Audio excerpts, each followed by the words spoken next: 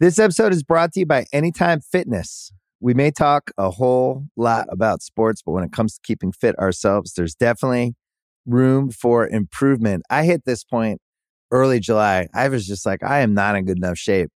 I started trying to walk at least 15,000 steps a day or hiking or just anything to keep my legs moving. Now it's the end of 2023. I feel great. I had a physical 3 weeks ago, and the guy was like, "You're doing great. You're doing better than you were 3 years ago." I felt great. Whatever your goals are, progress is possible thanks to Anytime Fitness.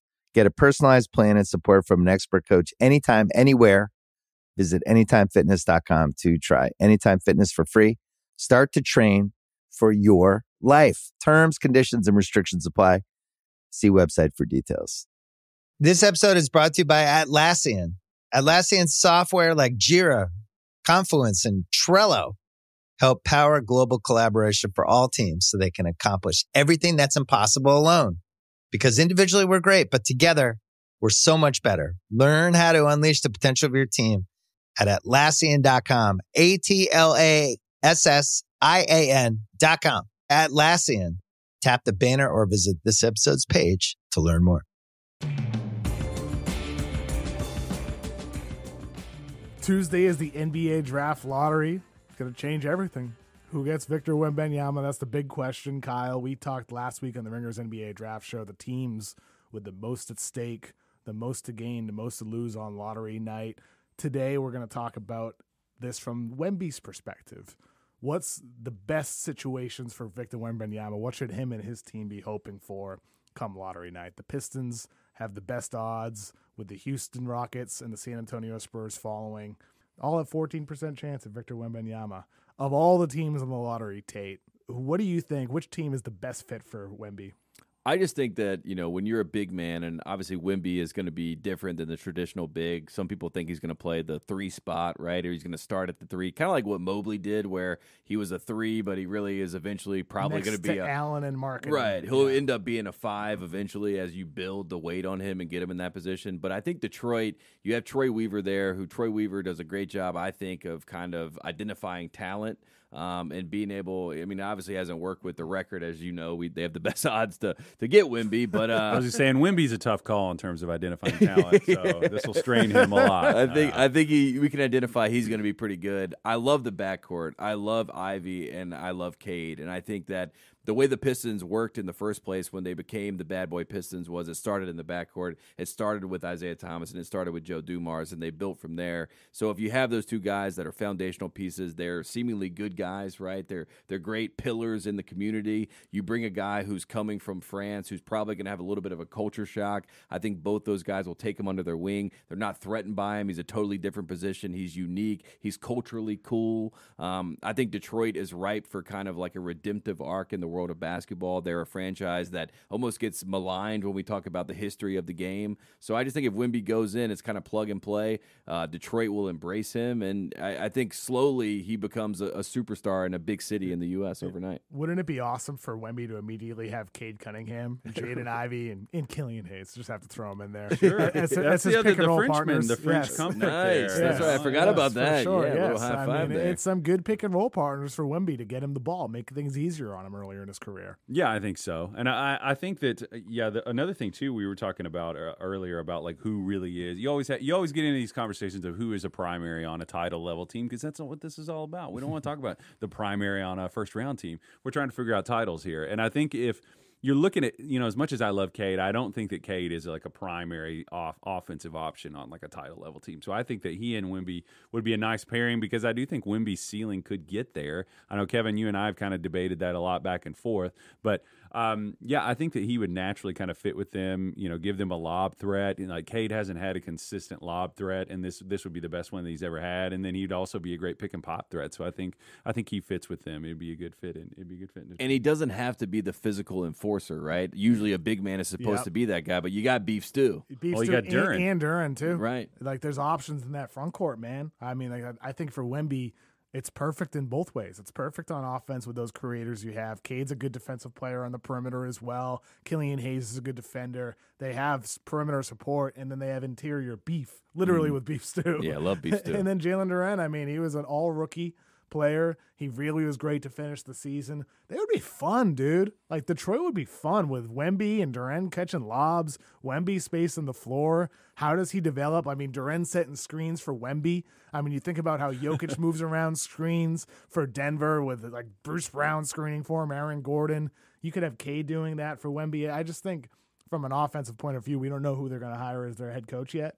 I mean, I don't know if it even matters. That's what's scary about the Detroit situation. You don't want to get in a situation where you think draft. It does matter? I think it does matter just for Wemby. If you're Wemby and you're thinking about where do I go, you don't want to go to Detroit and get put with, I'll just throw his name. I mean, Kevin Ollie, right? I mean, I'm not sure that Kevin Ollie is going to be, forward thinking enough to say. How come? Why is that? Because I just think he might be more traditional in a sense where he's like, okay, 7'5" guy, you're the 5, Yeah, and then posts. You put Wemby, in my opinion, in a position to lose confidence, and I think confidence is one of the most important things you can have, especially as a number 1 pick. So if you put him at a 5 spot, he goes up against Joel Embiid, Brook Lopez, DeAndre Ayton, Rudy Gobert, whoever it is, and they dominate him with their force and their strength because they're bigger and they've built themselves in that way. You lose confidence early, and that could be scary. That would be my concern. I think they need to hire. Whenever you have this process of, like, I think you need to hire somebody that sort of, like, builds the guys up, like you were talking about, and, like, gets the culture established. Maybe they move on. I always use the CEO metaphor of, like, you hire the guy who, like, gets the vibes going, the guy who founded the company, and then you get the guy that takes you public who, like, levels you up. And it's kind of like the Lakers back in the '90s. They went from Del Harris to Phil Jackson. Right. You usually a lot of teams make that transition. So I don't know who that guy would be in the short term. Is there a team that you have in mind, Kyle, that would be a best fit that might have that type of infrastructure with coaching and personnel? Well, that might be an out of the other side of my mouth kind of thing here, because I actually think in the basketball sense, I think Indiana would be super, super fun for him. Just because, and I guess the argument could be Wemby has been around professionals, so he's not going to have shell shock from that. He's played with Oswell Villebron, which had a ton of, like, former college players, and it's the team that Tony Parker owned or still owns. Rick Carlisle would be interesting there, but Wemby is a different kind of rookie. Carlisle's history with rookies is very up and down.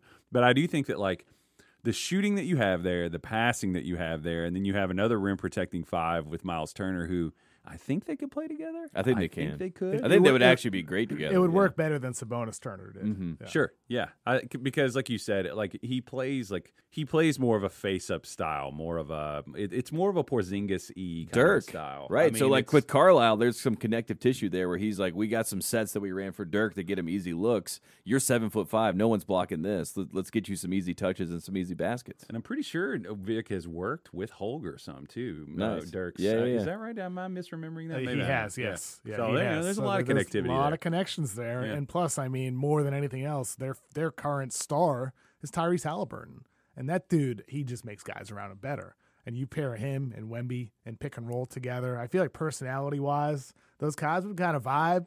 I could see Bathurin getting along well with Wemby too. I think those two would be like, they would kind of how Middleton and Giannis when they were first like in the gym together and they kind of made each other better. I feel like Mathurin would do that kind of thing for Wemby. Mathurin's the hard revving engine on that team. I think that and there's space for him to be that, which is awesome. Which is why I'm glad he ended up on that team. Honestly, which is why fit is so important and why we talk about these kind of things. Like, I mean, if Wemby goes somewhere where the fit doesn't make sense, like if Steve Clifford and the Charlotte Hornets are saying, well, we're running everything through LaMelo, and you'll get your touches when you get your touches.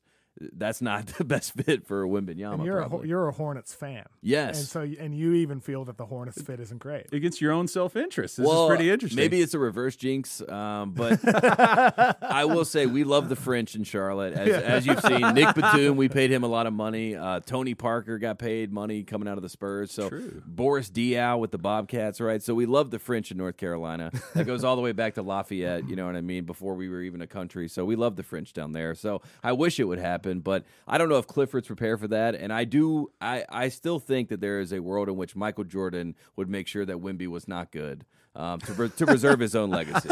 Because if Wemby can't be the GOAT, in Michael's early. Mind. Yeah. Go ahead and get ahead of this. He saw Kwame Brown. He's like, I'm going to take this guy's confidence pretty early. You have me rooting against Charlotte all of a sudden. These are like scary. I don't want to see you don't want to happen. see that. Yeah. I don't want to see it. You know what I would be very interested in seeing, and I will call it my favorite fit for Wemby? Chicago. Best situation. talking about beyond basketball, I think Wemby, you throw him in Charlotte, you throw him in San Antonio, Houston. I personally feel like it doesn't matter. Wemby's going to succeed anywhere he goes. His teams are going to be competitive. It's only if he stays healthy. So I'm thinking best situation, big market, Bulls. They haven't had anything since Michael Jordan. So now you really want Michael Oh, Jordan to see, set Derrick it. Rose fans are dialing the phone. Yes. And so if Chicago moved up from 11, which they have slim odds to move up to number 1 in the draft. I mean, Orlando's going to get their pick if it doesn't move into the top 4 with a 1.8% chance. Pretty slim. But if they did move up to number 1, big market Chicago, comeback story for a franchise that's been middling for a long time now. They got some young talent. They got some veteran talent. DeMar DeRozan, maybe Patrick Williams keeps getting better. Zach LaVine there. They have some pieces. I'd be very interested in seeing Wemby on a big market team like the Bulls. The perimeter defense there is interesting, and it's a similar phenomenon to what we were talking about with the Lakers and AD, and that like the Bulls were putting gum in holes on the ship towards the end of the season with their perimeter defense. It was so good.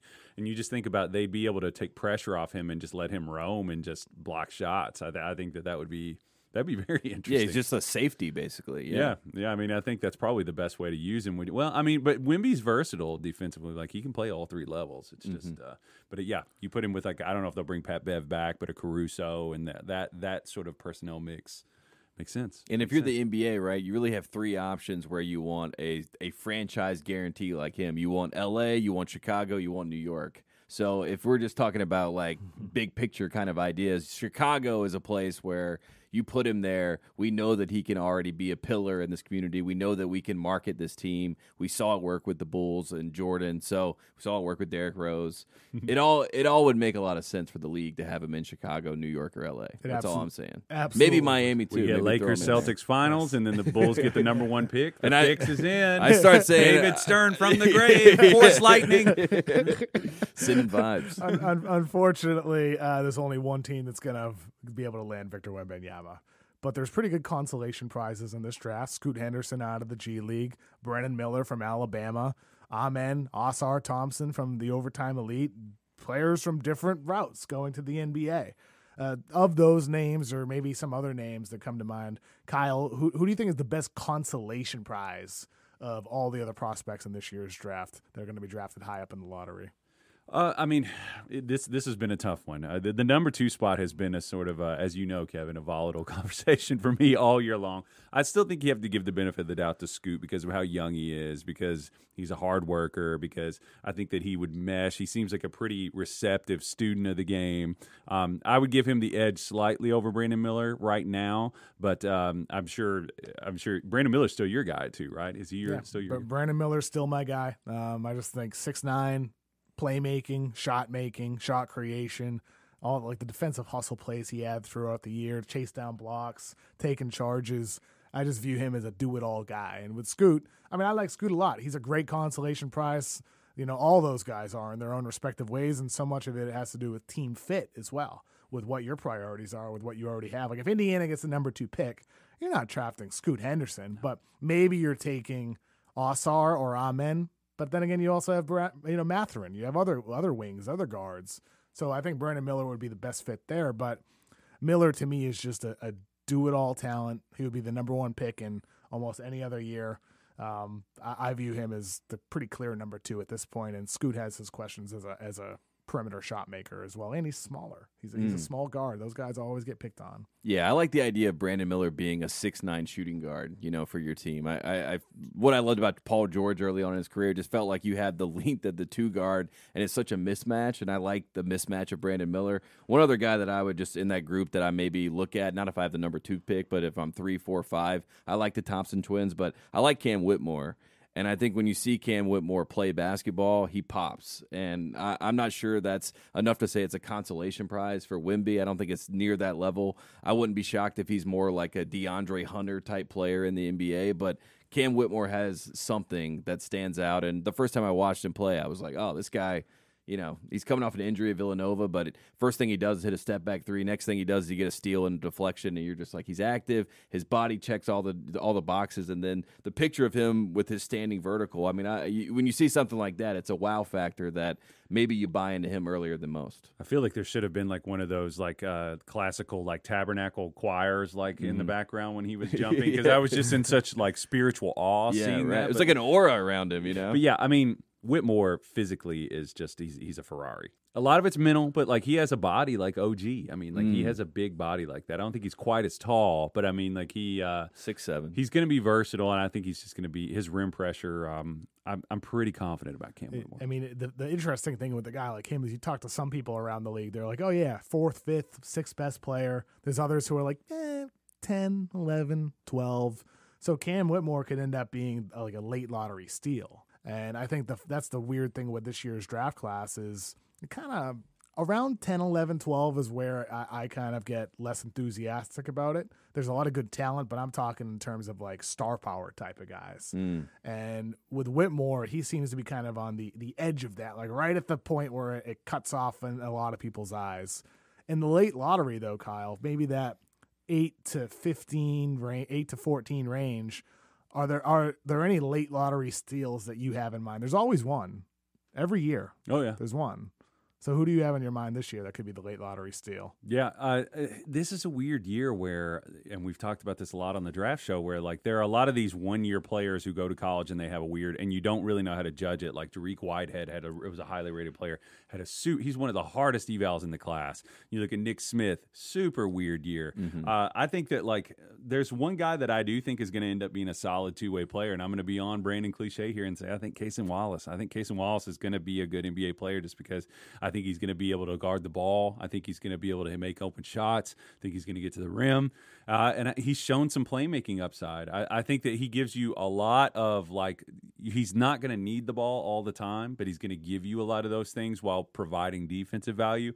I feel pretty comfortable about the floor for Cason Wallace as a player. And I would say that whether he went to Kentucky or wherever. 6'4", freshman point guard. I mean, how many steals did he have at his highest game this season? 7? I think he had 8. He had a game with Michigan 8. State. And that was when he was healthy, too. Yes. He wasn't healthy. Another weird year guy. I mean, he is such a fantastic defensive presence. So I think that gives you such a high floor as a talent. And if his offense pops, it's great. I mean, you get a potential star. If it doesn't, I mean, you could have like a Drew Holiday or better if he becomes better on offense. But if not, I mean, you're gonna have a good player. I think there's no doubt about it with Cason Wallace. And he's one of those guys where if he gets switched on a wing, it's not like you're panic mode, right? I mean, he's a guy picking on the runt, of course. And that's a priority we see in the postseason. KCP, look at him. He's a guy who was a scorer in college, and he's invaluable to the Nuggets with his defensive, Absolutely. Yeah. I mean, another name that I have that I kind of want to circle, I mean, we saw him in the national championship game. I think he's more of a specialist than he is a superstar, but I think Jordan Hawkins is a guy that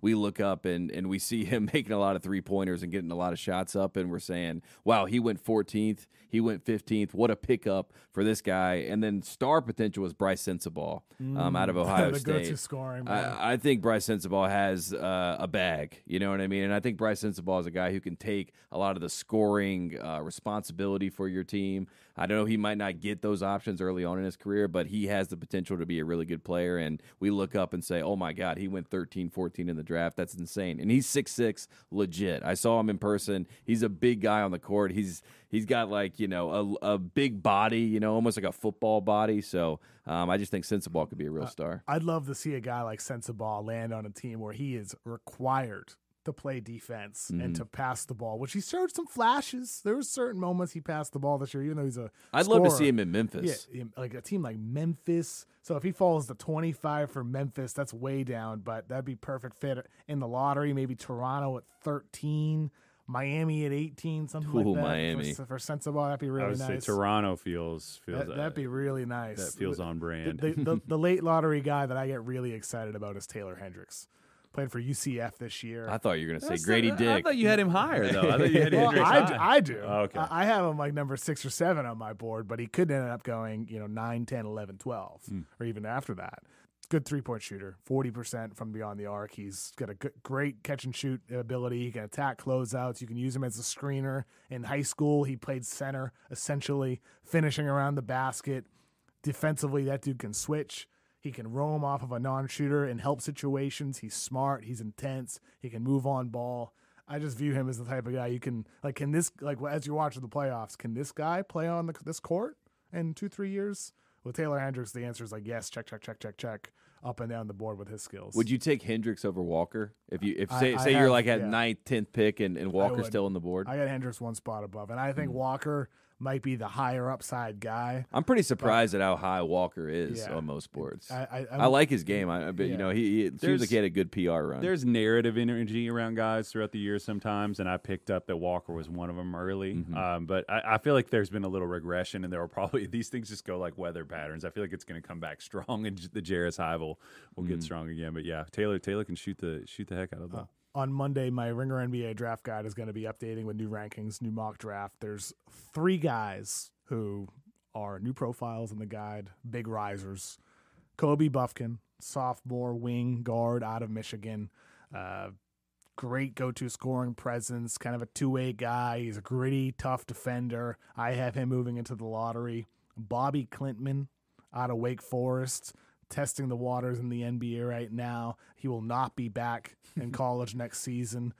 He's going to go the pro route. Bobby Clintman is going to be very interesting with him. He's a big 6'10", three-point shooter, potentially versatile defensively. He's got a lot to work on, but I have him fringe lottery, middle first round.